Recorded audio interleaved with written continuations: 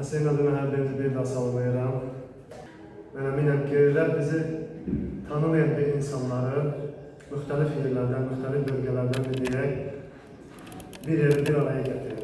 Bir ailə kimi birləşdirib bizi bugündən birlikdə ünsiyyətdəyik.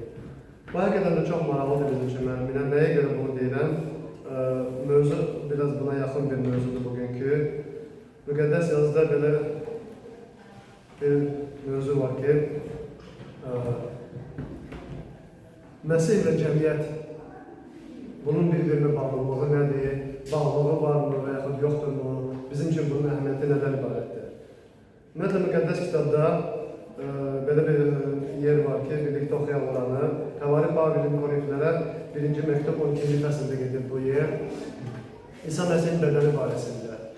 Bugünlər istəyirəm bunun haqqında danışaq və baxaraq bizim üçün nə demək istəyir.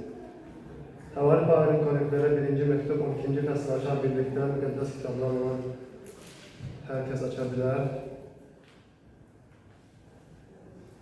12-ci fəsil 12-ci ayədən istəyirəm ki, 26-cı ayəyə qədər oxuyun.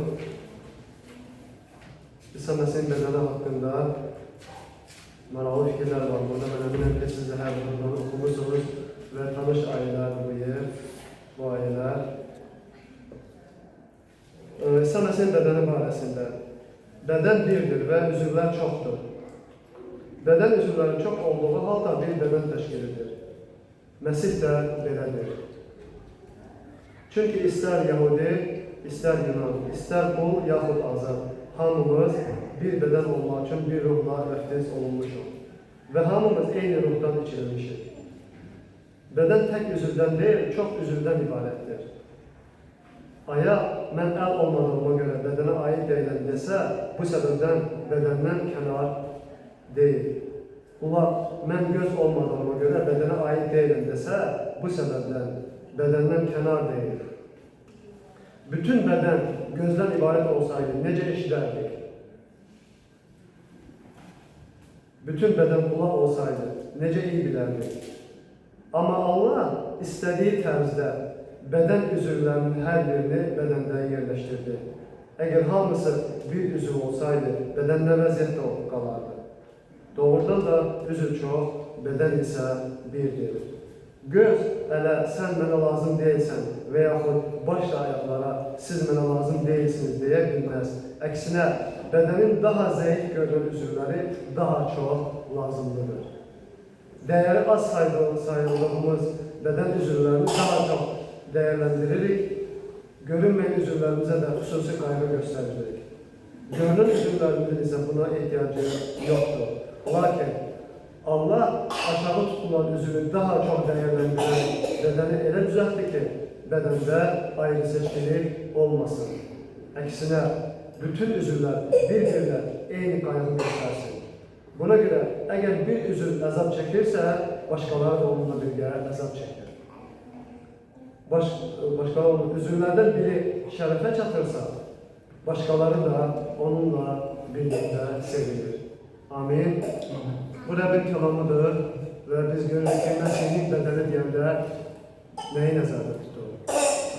Həqiqətən də Məsihin bədəni deyəndə biz nəyi başa düşürük? Ümumiyyətlə, müqəddəs kitabı biz oxuyanda çox gözəl bilirik ki, İncil kitabını oxuyanda Məsih yer üzrə gələndən sonra, həvariləri tapşırıq verəndən sonra və onlar müqəddəs ruh alandan sonra nə baş verir? Onlar başlayır müjdəni yaymağa hər tərəfdə və müxtəlif yerlərdə cəmiyyətlər yaranır. Amma biz Tövrat'a baxsaq, biz görürük ki, orada Süleyman Padşahın dövründə tikilən bir tayı bərabəri olmayan, əzəmətli, möhtəşəm bir məbəd var idi. Bütün millətlər ibadət üçün ona yığılırdı. Hansı ki, Yaradan Tanrının adını çəkmək istəyən hər kəs Yeruşalimə həmən məbədə gəlirdilər. Amma biz Məsihin dövründə bunu tam əksini görürük. Harada 2 və yaxud 3 nəfər varsa, Məsih deyir ki, mən onların arasındayam. Mattan müjdəsi 18-ci 20-ci ayədə gedir. Bu yer, Məsih deyir ki, harada 2 və yaxud 3 nəfər mənim adımla yığılarsa, mən də onların arasında oradayam. Və müxtəlif yerlərdə bu cəmiyyətlər yaranır. Elə hal-hazırda öz yaşadığımız ölkəyə nəzər salsa, elə bu şəhərdə, olduğumuz şəhərdə tək biz deyilik burada. Bir çox cəmiyyətlər var, əsasən ola bilsin 10, 15, 20 dənə cəmiyyət var bizim kimi. bunun mənası nədir, bunun məqsədi nədir ki, Məsih belə cəmiyyətlər yaradır. Həqiqətən də bunun bir məqsədi var. Burada oxuduğumuz ayələrdə biz nə görürük? Bir bədən birdir, üzvlər çoxdur. Romalılara məktubda 12-ci fəsil 4-cü ayədə belə bir fikir var, istəyirəm onu oxuyun. Çünki bizim bir bədənimizdə çoxlu üzvlər olduğu halda onların hər birinin vəzifəsi heç də eyni deyil. Yəni bədəndə müxtəlif üzvlər var. Amma onların vəzifəsi eynidir, müxtəlifdir vəzifəsi. Çünki ayağın öz vəzifəsi var, başın öz vəzifəsi var, əlin öz vəzifəsi var və yaxud digər bədən üzvlərində hərənin öz, belə deyək ki, işi var. Onlar heç də hər biri boş deyil. Çünki bunlar Rəbb özü istədiyi formanı, istədiyi quruluşu verir. Burada yazılır ki, oxuduğumuz ayələrdə 18-ci ayədə Allah istədiyi tərdə bədən üzvlərini hər birini bədəndə yerləşdirdi. Biz bunu harada bilirik?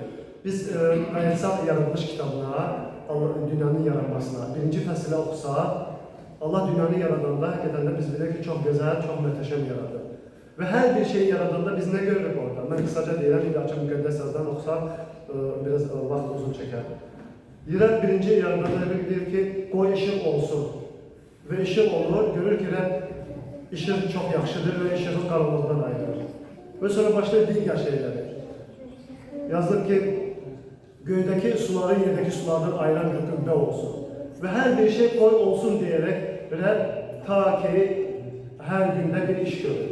Amma biz insana baxanda, insana gəlsək, artıq insanı işin başlayanlar deyir ki, gəl özümüzə və surətimizə bənzər insanı yaradaq. Artıq demir orada insan ol. Sözdən istifadə eləmir bu arada. Biz bura baxsaq, burada çox dərin bir fikir var. Gəl özümüzə və surətimizə görə insanı yaradaq deyəndə, burada biz biraz ayənin dərinliyə baxsaq, mən əminəm ki, Rəbb bir avasitə o insanın yaranmasında iştirak edir. Çünki biz insan nədən yaranır? Palçıqdan. Rəbb onu palçıqdan yaradır. Palçıq da, belə deyim də, suyu torpağa qarışdırmaq lazımdır, onun üzərində işləmək lazımdır ki, palçıq əmələ gəlsin və sonra da ona nəsə bir forma vermək üçün sən işləyəsən onun üzərində. Mənim öz həyatımda olan bir hadisəni danışmaq istəyirəm. Hadisə deyəndə olmuş bir şeydir, reallıqdır bu. Əminəm ki, siz də xəbərdarsınız, kimsə ola bilsin eşidir, kimsə görür və bizdən yaşda böyük olan insanlar bunları çox gözəl bilər. 8-10-12 yaş arasında olanda mən bu şeylərə şahid olmuşam. Bizim vaxtımızda, o vaxtı ondan qabaqki dövrdə tikilən evlər palçıq kərpiclərdən tikilir. Və mən bilirəm, siz bundan xəbərdarsınız, kimsə görür, buna eşidir. Və o kərpicləri hazırlamaq üçün müxtəlif proseslərdən keçirdi. Birbaşa kərpic alınmadı. Mən bunu öz gözümlə görmüşəm, ona görə danışmaq istəyirəm. Birinci bir torpaq olan yeri traktorla, texnika ilə şumlayırlar ki, torpaq boşalsın. Sonra onu su bırakırlar ki, o torpaq palçığa çevrilsin. Və bundan sonra ora saman səpəki o palçıqla qarışdırsın. Və onu qarışdırılandan sonra, yaxşı həll olunandan sonra 2, 3 və yaxud da 4 gün palçığı saxlayır ki, o kərpic düzəltməyə hazır olsun. Necə ki, müqəddəs yazıda belə bir məsəl çəkilir İsa Məsih. Bir qadın deyir, onu turşuyana kimi, acıyana kimi onu qarışdırır, onu həll edir, ona qarışdırıb o lazım olan maddələri saxlayır. Ta ki o acı olana kimi, ondan sonra başlayır o xəmirdən istifadə etməyə. Eləcə də o palçıq da həmən cür. Birbaşa oradan kərpic kəsilmir. Bir müddət saxlayandan sonra, o lazım olan vəziyyətə gələndən sonra başlayır da artar. Yəni ki, biz görmüşük ki, tanışdır, qonşular yığılırdı. O palçağı o göldən çıxarır bir qıraqda. Başlayır artıq gəlirlər var idi, hazırlayırlar, xüsusi gəlirlər ki, o palçağı onun içine salır, artıq kərpic kəsirdilər. Kərpic yaradırdı. Hansı ki, o tikilən yerlər, sonra o kərpiclər kəsilirdi, onlar quruyurdu, onları təmizləyirdi, yığırdılar, ondan sonra başlayırlar ki, ondan ev tikməyə. İndi müxtəlif cürdaşlar çıxıb, rahat işi, ustanın, bənnaların işi rahatlaşır. Amma o vaxtlar belə idi. Yəni ki, demək istədiyim odur ki, o kərpic birbaşa əmələ gəlmirdi.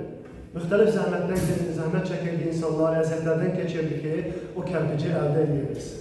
Və biz o insanın həyatına baxanda, Adəmin həyatına baxanda da birbaşa Adəm ol deyərək elə onu, mən belə bir şey görmürəm müqəddəs yazıda. Mən əminəm ki, dünyanı yaradan, insanı yaradan Rəbb özü o insanın yaranmasında iştirak edir. O birbaşa öz əlləri ilə başlayıb su ilə torpağı qarışdırıb palçıq edir və sonra o insana forma verir.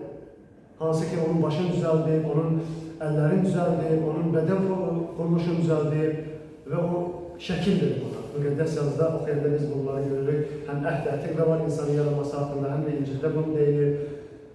Ona şəkil verir, surət verir ona. Və surət verəndən sonra biz görürük ki, Rəbb öz nəfəsini üfürür ki, insan eyləsin, canlı bir varlıq olsun. Və ondan sonra insan canlanır və insan artıq nəfəs almağa başlayır. Yəni ki, müqəddəs yazını oxuyanda biz görürük ki, Rəbb Allah özü istədiyi tərzdə o bədən üzvləri insanın bədənində yerləşdirir ki, insan normal bir həqiqətən də Rəbbin o məqsədinə, onun iradəsinə uyğun olsun. Çünki biz bəzən filmlərdə belə bir şeylər görürük ki, məsələn, tək gözlə, məsələn, təpəgöz deyirlər də, biz onu görəndə heyrətlənirik. Nəyə görə? Çünki qeyri-adi bir şey görürük. İndi təsəvvür edin ki, yer üzündə olan insanlar hamısı belə idi. Belə olsaydı biz ona heyrətlənməzdik, çünki biz o cür görmüşük. Amma Rəbb insanı elə gözəl yaradıb ki, onda heç bir çatışmamazlığı yoxdur. Heç bir anlamalılığı yoxdur. Amma belə bir şeydir, adi bir filmdə görəndə bizim üçün qeyri-adi görür.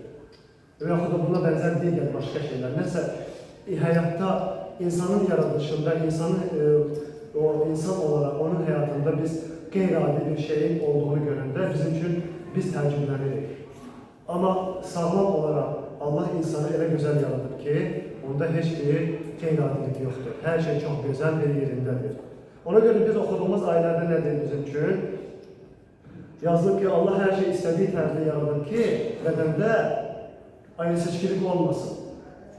Əksinə, o bədəndə gözə görünməyən üzvlər və yaxud da gözə görünən üzvlər bir-birinə elə bir qayğı göstərməlidir ki, bədən tamlığı təşkil etsin. Müqəddəs yazıda bir yer var, istəyirəm onu da oxuyum. Efeslərə məktub 4-cü fəsil 11-ci ayədə keçir. Mən əminəm ki, siz də bilirsiniz bu ayələr. Yəni, bunu nəyə görə oxuyuram? Bu bədəndə olan üzvlərin, burada oxuduğumuz Romalar məktubunda deyir ki, olan vəzifəsi heç də eyni deyil. Həmən vəzifəni Rəbb tərəfindən təyin edilir. Efeslərə məktub 4-cü fəsildə gedir.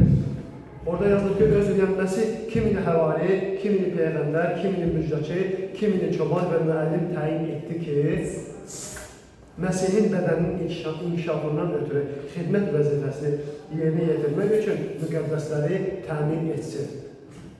Yəni ki, mən bir yaxlar bir söz istifadə edim ki, müxtəlif yerlərdə belə cəmiyyətlər var. Az, çox, böyük, balaca fərqi yoxdur. Rəbb bunu edib. Rəbb bunun üçün öz qanını axıdır ki, insanlar onun adını amilə yanaşıb, onun adını izlətlədirsinlər. Yəni ki, balaca cəmiyyətlər var.